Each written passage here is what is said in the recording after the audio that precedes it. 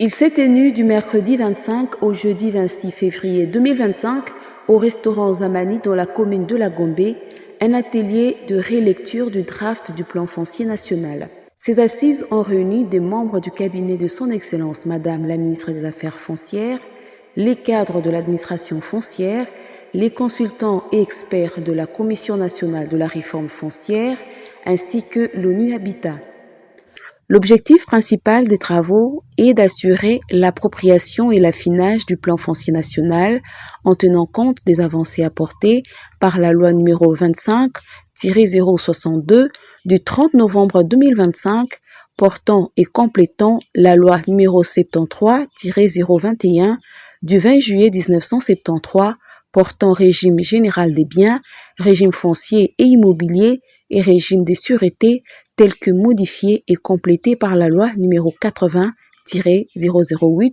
du 18 juillet 1980. Lors de la première journée, les travaux ont connu deux moments importants, à savoir une séance plénière au cours de laquelle M. Dieudonné Ngouassi Akilimali, coordonnateur de la CONAREF, qui a souhaité la bienvenue et expliqué le contexte de l'organisation de cet atelier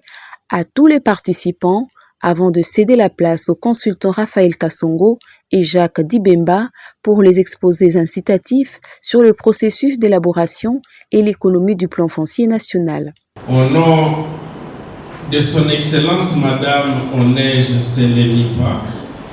ministre des Affaires foncières, j'ai le privilège de vous souhaiter la bienvenue dans ce cadre désormais familier du restaurant Zamani, à l'occasion de l'atelier consacré à la relecture et affinage du projet du plan foncier national. Outre la politique foncière nationale adoptée par le gouvernement le 15 avril 2022,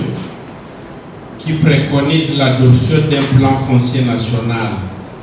appelé à servir d'instrument programmatique de sa mise en œuvre, le plan foncier national trouve désormais et durablement sa base légale à l'article 181 de la loi numéro 25/062 du 30 décembre 2025. Des travaux en deux sous-commissions consacrés d'une part à la rélecture du contenu du plan foncier national et d'autre part à l'analyse du budget de ce plan. La deuxième journée, les travaux se sont poursuivis en sous-commission avant une mise en commun lors de la séance plénière de validation.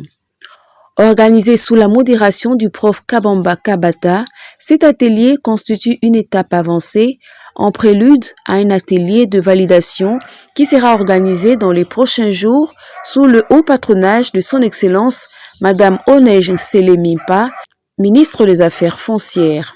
La terre pour nous unir et non nous diviser, la terre pour nous nourrir et non nous affamer, la terre pour nous enrichir et non nous appauvrir.